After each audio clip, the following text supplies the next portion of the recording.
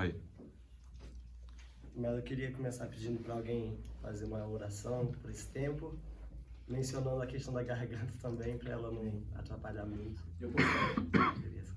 Senhor, muito obrigado pela alegria que nós temos de ouvir nossos colegas e ouvir a Tua palavra. Vem inspirar, Senhor Deus, através dessa palavra já revelada, através do Teu Espírito Santo atuando na vida do Pedro e através dos nossos corações que estejam disponíveis e que a gente possa sair daqui edificado, Senhor. Abençoe o Pedro em relação à tosse, dele capacidade, Senhor, dele trazer as palavras e trazer a mensagem de uma maneira muito normal e tranquila, Senhor, e que o Senhor esteja abençoando a saúde dele. Esteja conosco nesse tempo, em Teu nome que nós oramos. Amém. Amém. Amém. Então vamos abrir o Salmo 131.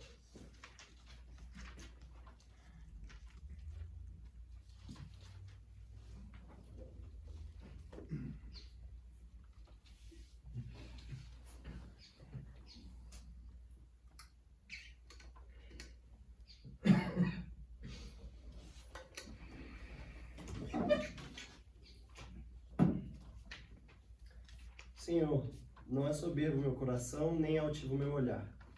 Não ando à procura de grandes coisas, nem de coisas maravilhosas demais para mim. Pelo contrário, fiz calar e sossegar a minha alma. Como a criança desmamada se aquieta nos braços de sua mãe, como essa criança é a minha alma para comigo. Espero, Israel, no Senhor, desde agora e para sempre. Amém. Deixa eu colocar um tempo aqui, só para eu ver ele passando. Amém. Esse texto tem algo em comum com o texto que o Vitor trouxe também, e que é que nos dois, eu olhando para minha vida, eu tenho uma dificuldade gigantesca. Então, ele falou de honrar pai e mãe, e eu tenho inúmeras ocasiões em que eu me lembro de eu desonrando os meus pais das formas mais explícitas, assim, e visuais. Então, eu tenho memórias muito ruins. E em relação ao orgulho e humildade e ter uma alma quieta, né? Quieta consigo mesmo e que confia em Deus, eu também estou aprendendo bastante sobre isso aí nos últimos tempos, né? E até é interessante que ele fala de fiz calar e sossegar a minha alma. Dá para pensar um pouco literalmente assim, no calar. Eu sempre fui uma pessoa que fala muito, então, tipo, na aula eu falo muito, com o pessoal eu falo muito. E eu lembro um momento em que, na escola, isso, ensino fundamental 2, o pessoal sempre falou, né, na minha família e na escola também, Pedro, você é muito chato. Só que aí teve um momento que uma menina falou isso, eu tava voltando de uma viagem, aí ela falou, tipo assim, nossa, você não sabe como que você não fez falta aqui, a sala tava uma paz, tava um silêncio. E aí, em outras ocasiões, assim, você é muito chato. Aí instalou, tipo, cara, que realmente, cara, eu sou muito chato. Tipo, não é uma coisa que as pessoas falam, sei lá, por falar, sabe? Sou muito chato porque eu falo muito. E aí, trazendo para algo menos literal, né? Em relação a ter muitas ideias, muitas viagens, planos muito grandiosos. E tudo isso também, a minha alma não para quieta e tem muita dificuldade de se aquietar. Então é sobre isso que a gente vai estudar um pouco, né? Spurgeon chama esse salmo de um dos salmos mais curtos de ler, porém um dos mais longos para aprender. E realmente eu concordo. É um salmo de romagem, ou um cântico de romagem, né, de peregrinação. Então dá para a gente imaginar que o povo de Israel, enquanto peregrinava para Jerusalém, né, as pessoas peregrinavam costumeiramente para Jerusalém, eles cantariam essa canção e as outras que estão nesse conjunto aí do Salmo 120 até o 134. E o tipo de salmo, que é uma coisa importante, né, pra gente analisar e entender que tipo de lição a gente pode extrair dele, é um pouco indeterminado. No próprio copy não tem ele dentro da classificação. Você vai ver, não é bem um lamento, não é bem um louvor. Então, o que é esse salmo, né? Parece ser uma espécie de oração, mas é uma oração declarativa. O salmista, Davi, ele está falando, ele está se abrindo, né, com o Senhor, dizendo de como está a alma dele. E aí, no final, ele chama Israel a confiança no Senhor. Então, é um salmo um pouco diferente. É um salmo que é uma declaração, assim. Isso daí já abre pra gente a possibilidade de a gente orar dessa forma. Então, simplesmente se abrindo com o Senhor e dizendo como está o nosso coração, assim, dentro daquilo de que a gente não precisa só orar com motivos de pedido, né, de súplica e gratidão, e a gente pode simplesmente ser totalmente sincero para Deus. Deus é a melhor pessoa para a gente ser totalmente sincero, e não tem razão para a gente omitir alguma coisa de Deus, pensando que Ele poderia olhar e falar, isso daqui não é bíblico. Ele já sabe o que está no nosso coração, então a gente pode se abrir, e aí nisso Ele vai tratar o nosso coração. É isso que o salmista fez, e é muito interessante que é um salmo inspirado. Ele fala que o coração dele tá direito, né? A gente sabe que o nosso coração é tão vacilante, o coração de Davi também, mas de alguma forma naquele momento, em relação a isso, ele sondou o coração e viu, não, eu estou direito diante de Deus nesse sentido. Então isso que é esse salmo, né? E aí eu queria pensar um pouco em uma espécie de um exemplo duplo que Davi deixa para a gente nesse texto, de como esse exemplo nos ensina como viver uma vida que glorifica a Deus. Então, um exemplo duplo foi a melhor forma que eu achei de quebrar esse texto. Fiquei pensando de uma forma ou de outra, mas a gente vai pensar em uma finalidade que Davi traça pra gente. Então, como se ele falasse, ó, esse objetivo aqui, esse tem que ser o seu objetivo. E um meio para alcançar essa finalidade. Então, começando pelo primeiro ponto, Davi traça para nós uma finalidade. Vamos ver que finalidade é essa, né? Um caráter humilde. A finalidade de ter um caráter humilde. E aí a gente pode aprofundar um pouco mais nesse versículo 1. Senhor, não é soberbo meu coração, nem altivo meu olhar, não ando à procura de grandes coisas, nem de coisas maravilhosas demais para mim. Aqui a gente tem dois casos de paralelismo, né? Paralelismo sinônimo. Então ele está falando, na verdade, só duas coisas, apesar de que ele fala quatro coisas. Ele fala, não é soberbo meu coração, nem altivo meu olhar. Aqui ele está falando de uma coisa só, que é do orgulho, a soberba, né? A altivez. E não da procura de grandes coisas, nem de coisas maravilhosas demais para mim. Então, os objetivos, as metas que são traçadas com base nesse coração, que não é orgulhoso. Então, se ele tivesse um coração orgulhoso, ele teria planejado grandes coisas, coisas maravilhosas demais, né? Então, ele mostra que tem um caráter humilde. Isso é uma das coisas que eu tenho bastante dificuldade e tenho crescido nesse aspecto, eu acho. E acho que é uma coisa que a vida também pode trazer, que quando a gente é novo, a gente vê o mundo de uma forma muito idealista, assim, e a gente faz muitos planos e tal. E aí, quando a gente vai lidando com a realidade, isso começa a quebrar a gente um pouco. Até em relação a honrar pai e mãe, eu com meus pais, sempre muita crítica, eu pensando, tipo, eles não sabem o que eles estão fazendo da vida. E eles eu pensava, né, são muito medíocres, eles seguiam por uma régua, assim, que não é a régua da perfeição, é a régua prática, eu detesto isso. Só que, de fato, a gente vê na vida que as coisas às vezes não são da forma que a gente pensa.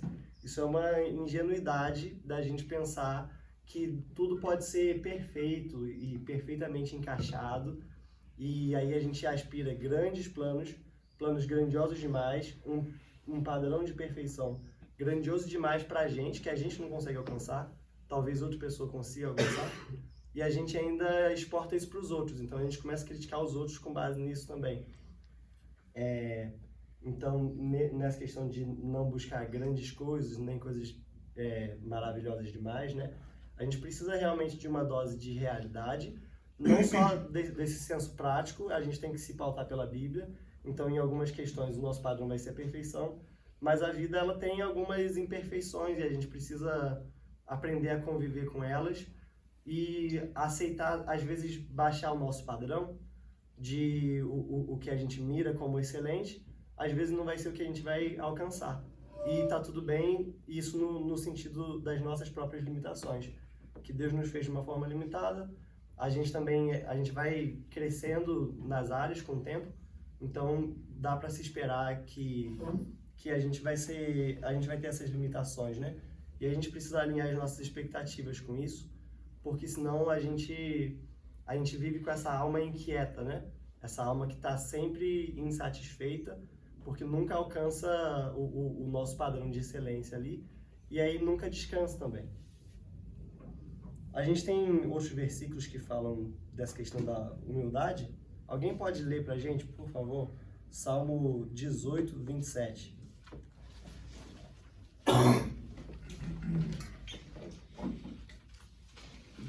Porque tu salvas o povo humilde, mas os olhos soberbos tu os abates. Amém. Provérbios 16, 5. Alguém?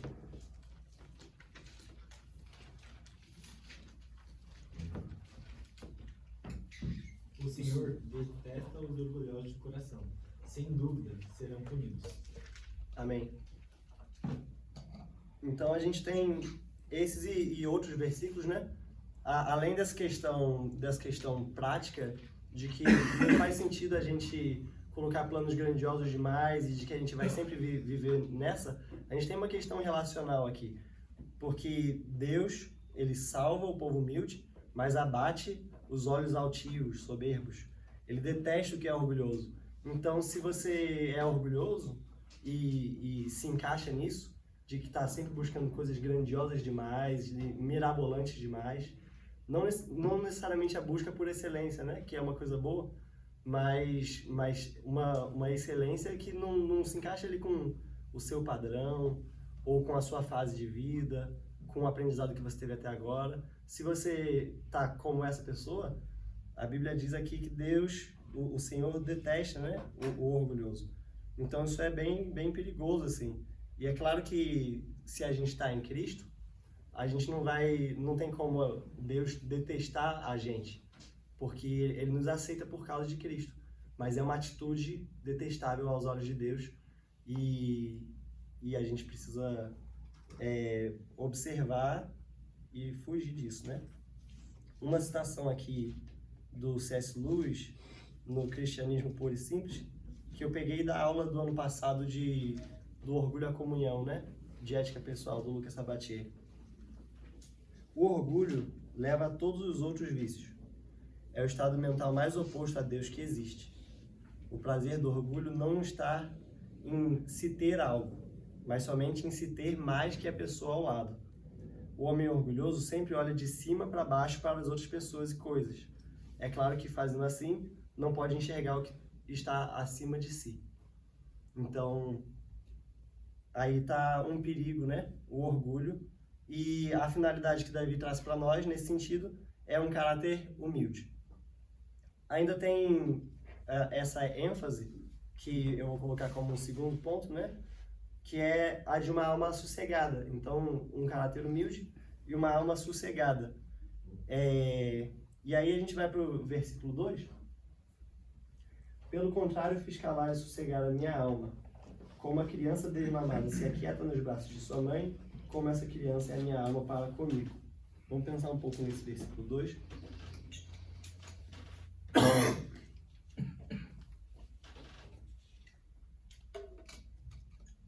Então aqui eu tive até um pouco de relutância assim, mas eu vou seguir como se tivesse um paralelismo aqui. Eu acredito que tem um paralelismo no versículo 2. Ele não é tão bonitinho assim como no versículo 1. No versículo 1 a gente tem: não é soberbo nem altivo, não ando à procura de grandes coisas, nem de coisas maravilhosas. Então aquele paralelismo bem claro, né? Mas aqui no versículo 2 a gente tem: pelo contrário, fiz calar e sossegar minha alma, como a criança desmamada nos braços de sua mãe, como essa criança é a minha alma para comigo. Então parece que tem um paralelismo aqui. E aí isso ajuda a gente a entender melhor essa ilustração da criança, porque a ilustração é um momento em que a gente consegue viajar bastante e ir para bem longe, falando sobre o que pode ser essa criança, né? E a mãe e tal. Mas, considerando esse paralelismo, a lição aqui está clara, que fiz calar e sossegar a minha alma. Davi, de alguma forma, ele fez calar e sossegar a alma dele, e isso é claro que está relacionado a essa questão do orgulho e da humildade. Então ele fez calar a alma dele em relação a essas coisas grandiosas, esses planos grandes demais. E eu gostaria de pensar um pouco mais sobre essa ilustração.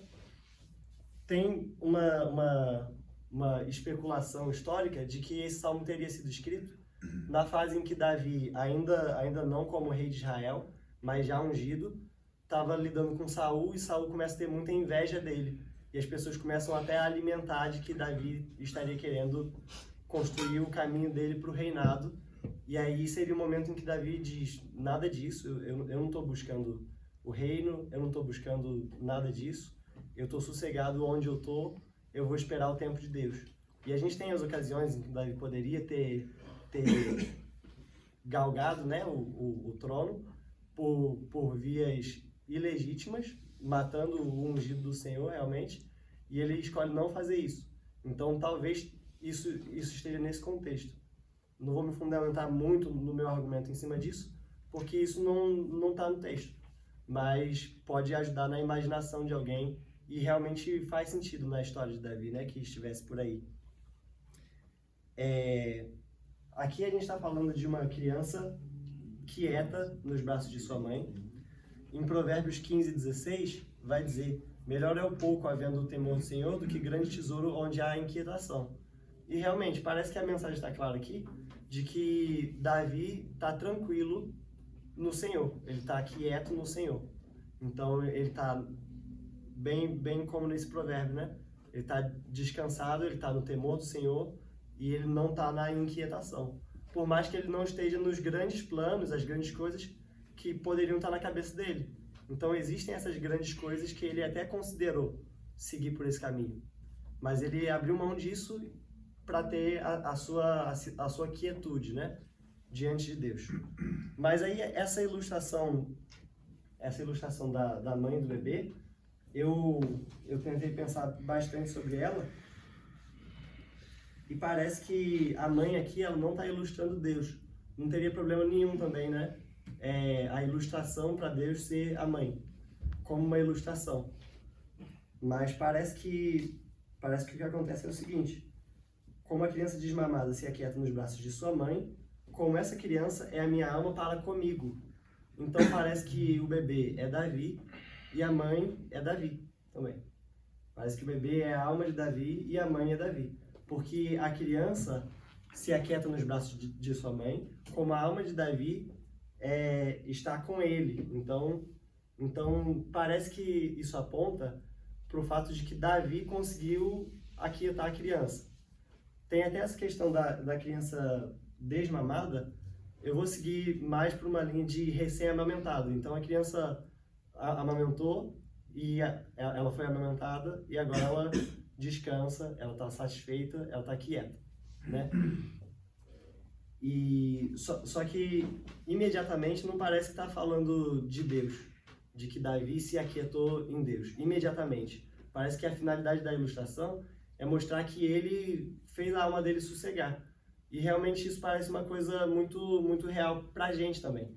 Se a gente parar para pensar, às vezes a gente tem a nossa cabeça voando, ou o nosso coração ali está se inclinando para alguma coisa que não é boa, e nesse sentido de orgulho isso pode acontecer, e comigo tem acontecido,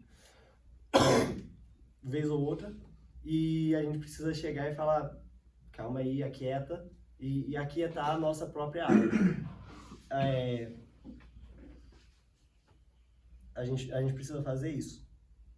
E aí, uma coisa que eu pensei foi, tipo, será que isso não está longe da ideia de graça? Porque como que eu vou aquietar minha alma? Faz sentido que o Senhor me aquieta e o Senhor me traz descanso. Mas como que eu vou me trazer descanso? Só que eu acho que não. E a gente vai lidar com isso um pouco depois. Essa questão de Davi, ele mesmo colocar a alma dele para dormir, né?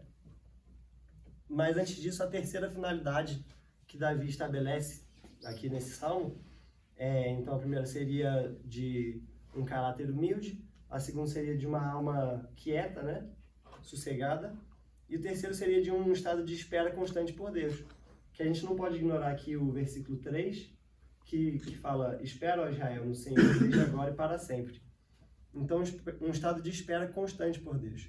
Então Davi estava dizendo que em qualquer situação ele esperava e confiava em Deus. ele confiava no juízo de Deus, ele confiava em Deus vindo como um juiz, como um salvador, como o seu conforto. Em cada situação, pode-se esperar por Deus, pela intervenção de Deus. E deve-se, né? Deve-se esperar por Deus. E aí isso é o que Israel devia fazer também. A gente sabe que Israel falhou em 90% das vezes em que deveria esperar em Deus, não esperou. É o que a gente deve fazer, e talvez a gente esteja pelo mesmo caminho de Israel, às vezes. Talvez. Mas como cristãos, eu acho que isso mostra pra gente que a gente deve se deixar cativar pela história da redenção, pela história que Deus está escrevendo no mundo, porque isso vai dar pra gente um motivo muito direto para a espera. Então, talvez, pensando aqui de forma prática, a sua semana esteja bem organizada, todas as tarefas estejam em dia e você não tenha motivo para esperar em Deus. Só que a vida vai além dessa semana organizada. Tem essa história que Deus está escrevendo, e nessa história a gente precisa esperar por Deus. Isso já dá um norte para a gente. Então, a vida que Davi estabelece, ela é uma vida aquietada, mas não é só isso, porque tem outras formas de você aquietar a sua alma. A vida é uma vida aquietada, mas que ainda espera e suplica e clama e depende, né, necessita de Deus. Então, uma vida aquietada na dependência de Deus, com esperança de Deus, e não uma vida aquietada em si mesmo. Então, nesse sentido, Davi aquietando a sua própria alma, com certeza vai ser junto com isso, nesse contexto de espera no Senhor. E aí a gente tem um perigo, que é a gente viver com objetivos e expectativas que são meramente terrenos. E aí, por isso, sentir que a gente não precisa mais esperar pelo Senhor, a gente tem tudo que a gente precisa aqui. Ou então, 2, se frustrar porque o Senhor não está satisfazendo todos os seus caprichos ali na sua vida. Então, 2 perigos, né, que a gente pode correr aí nesse sentido de esperar pelo Senhor. E aí uma citação do Gavin Ortland, também retirado da aula do Sabatier, que conecta essa questão da história maior e da humildade, né?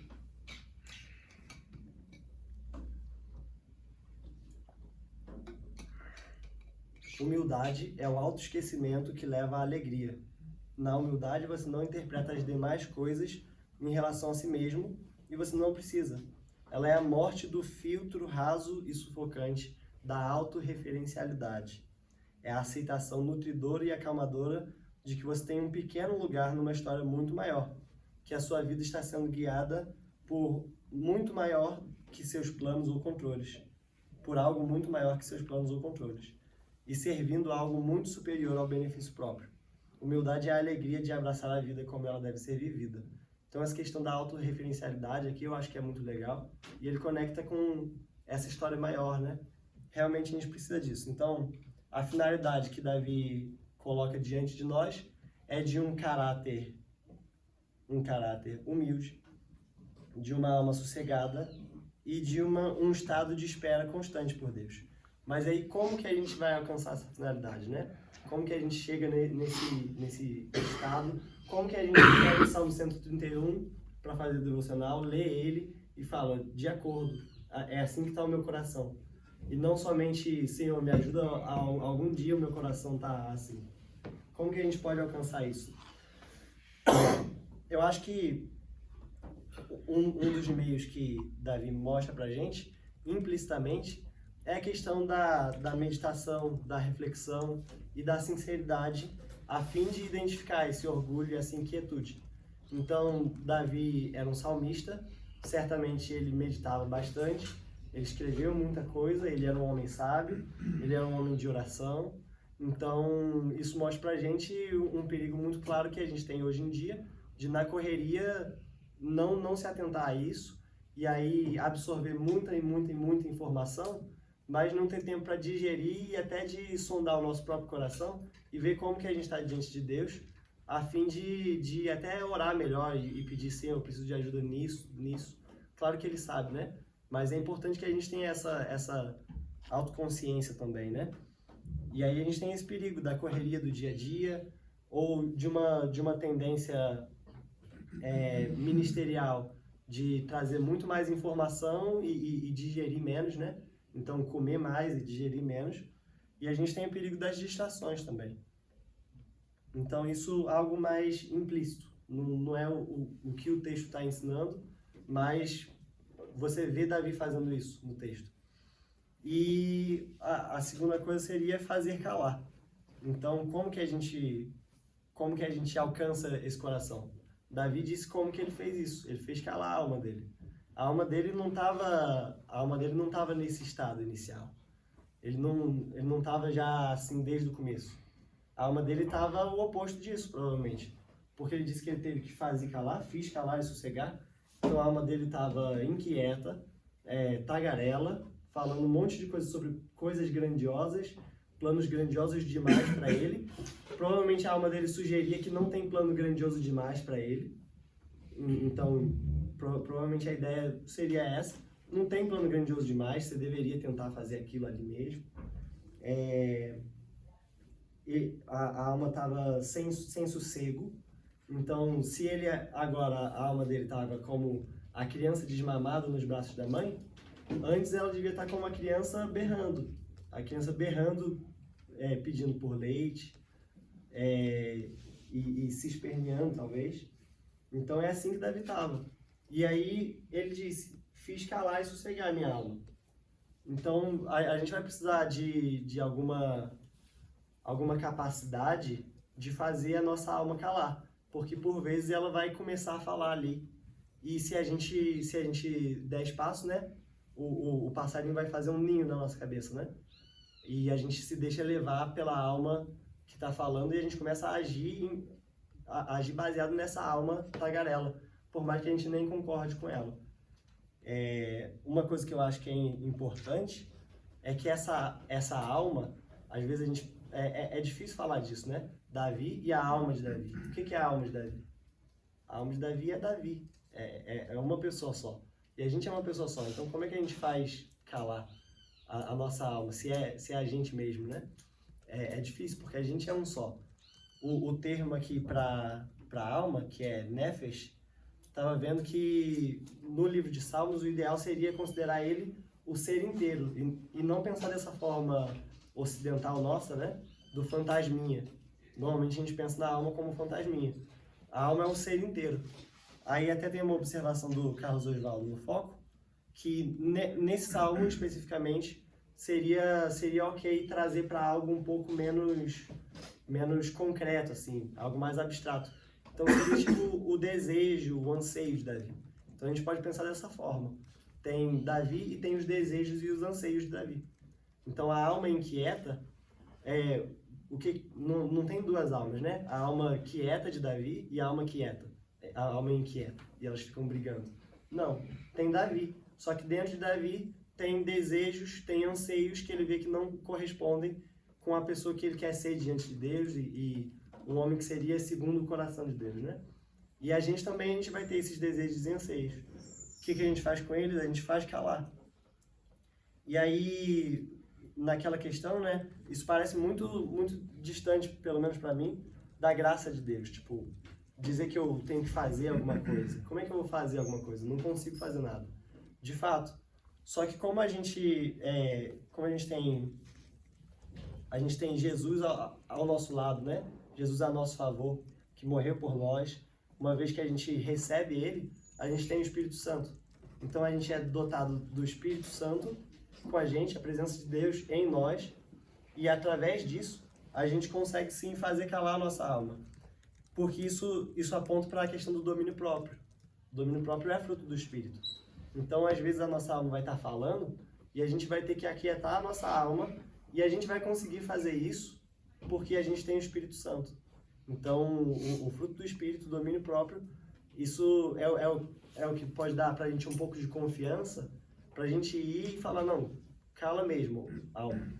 Então, tipo, aquietar os desejos e os anseios que a gente vê que não corresponde com o nosso tamanho no mundo e na história de Deus, e que não corresponde com o que Deus quer de nós, a gente pode sim dar um basta nisso, no poder do Espírito, por causa dos méritos de Jesus na cruz, não por causa de algo que a gente conseguiria fazer com o nosso próprio braço, né?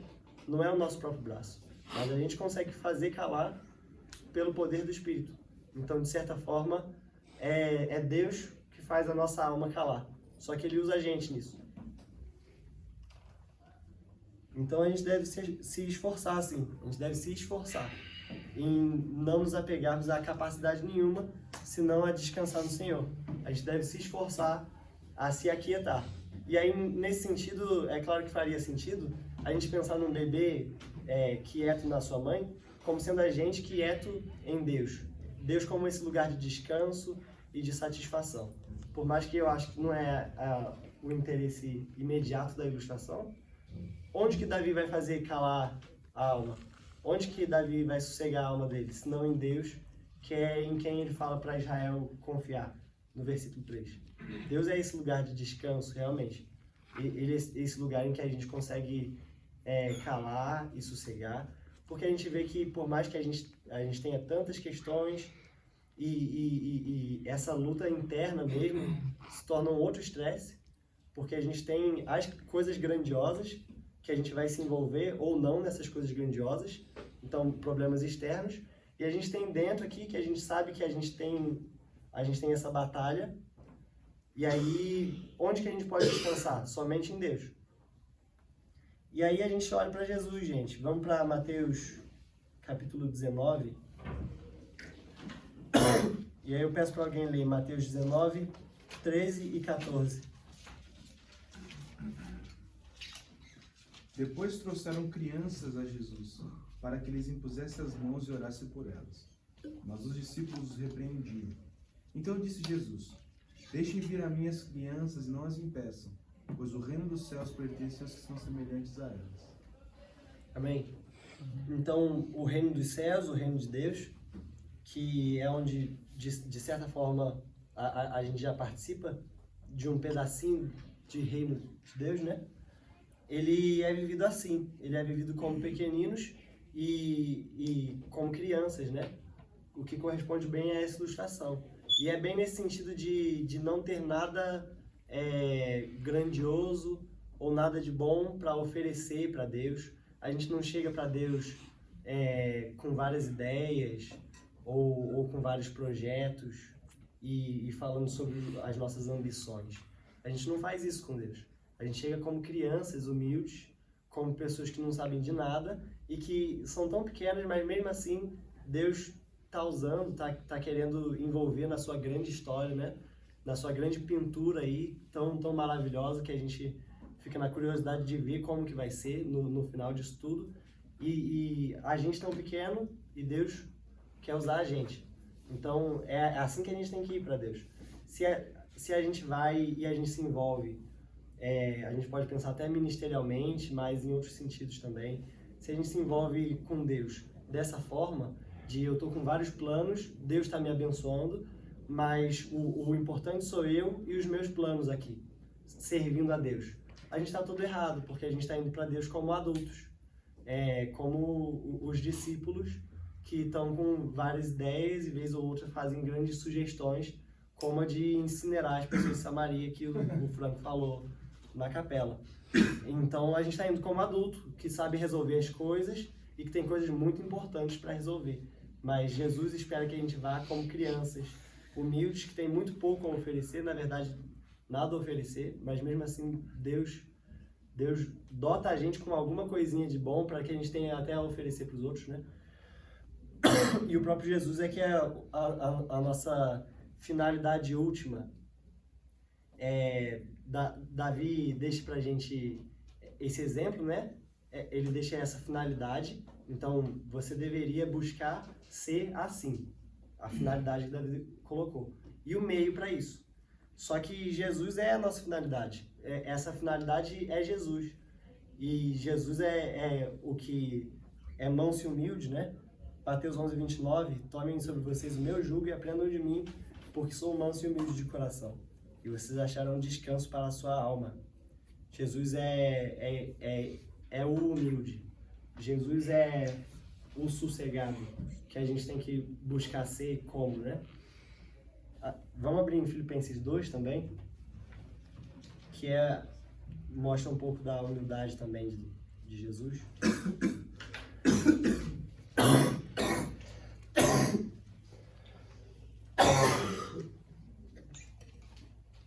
Vou pedir para alguém ler, por favor. Do versículo 5 até o 8.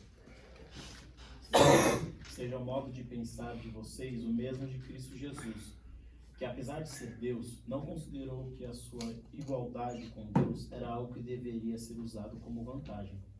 Antes, esvaziou a si mesmo, assumindo a forma de servo, tornando-se semelhante aos homens. Sendo encontrado em figura humana, humilhou-se e foi obediente até a morte, e morte de cruz. Amém. Então essa é a vida que Deus quer da gente, né? É a vida que Jesus quer da gente, que é a vida de Jesus, é a vida que Jesus teve na Terra e que ele mostrou bem claramente, sem deixar margem de dúvida, a humildade dele, como ele não estava autorreferenciado, né? Ele estava referenciado em Deus. A minha comida é fazer a vontade do Pai. Então ele buscou fazer a vontade do Pai na sua vida e ele fez isso servindo aos outros, servindo a todo mundo que passava pela frente dele, incansavelmente e ainda assim descansando em Deus. Ele servia e ele se doava incansavelmente. Ele ficava exausto nisso, com certeza. E ainda assim ele estava sempre descansado no Pai, que é de quem ele estava fazendo a vontade. Essa é a vida que Deus quer da gente. Então, será que a gente consegue viver como esse bebê nos braços de sua mãe, né? Será que a gente consegue aquietar todas essas vozes aí, vozes da nossa cabeça, de orgulho e de planos e de aspirações? Não para não ter planos ou não ter aspirações ou não buscar uma excelência, mas para colocar cada coisa no seu lugar. Porque a história de Deus é tão grande que essas coisas não deveriam tirar o nosso sono. A história de Deus é tão grande que essas coisas não deveriam nos inquietar. A gente deveria estar quieto, mesmo com grandes coisas acontecendo, né, na nossa vida ali. A gente deveria ser capaz de se aquietar. Se a gente se coloca em proporção, né, à história. E a gente se vê como pequenos, realmente. Então, essa é a mensagem que eu queria trazer e acho que vou terminar com uma oração.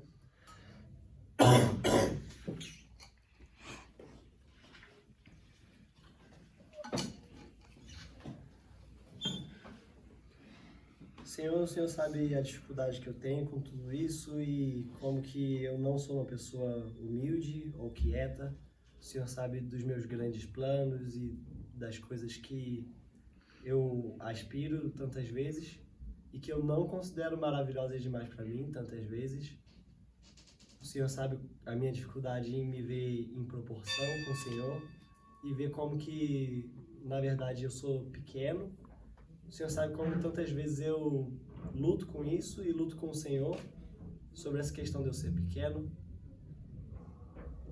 O meu pedido é que a palavra que foi lida e explicada hoje realmente se desenvolva no coração de cada um, em suas lutas pessoais também, que eu acredito que alguns aqui possam ter, assim como eu, para que a gente possa viver essa vida simples e fazer as nossas coisas simples e pequenas, mas para a glória do Senhor, para que a gente possa ter a felicidade de não se ensoberbecer e de não sermos pessoas altivas, ainda mais no ministério, servindo o Senhor, falando do Senhor.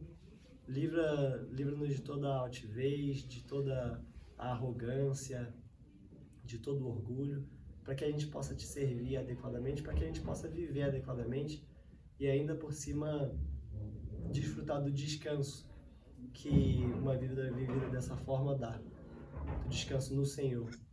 Nos ajuda a esperarmos em Ti e nesse processo de buscar um coração humilde, um caráter humilde, uma alma sossegada, um coração que espera de verdade no Senhor, que nesse processo a gente dependa sempre do Senhor e a gente olhe sempre para Jesus, que a gente também busque ajuda uns dos outros e aproveite as nossas conversas e os nossos momentos para edificação nesse sentido também, que a gente seja franco, que a gente seja sincero nas nossas conversas em relação a isso. Tudo isso pro nosso crescimento, sim, mas para a tua glória em primeiro lugar. Em nome de Jesus, amém. Amém.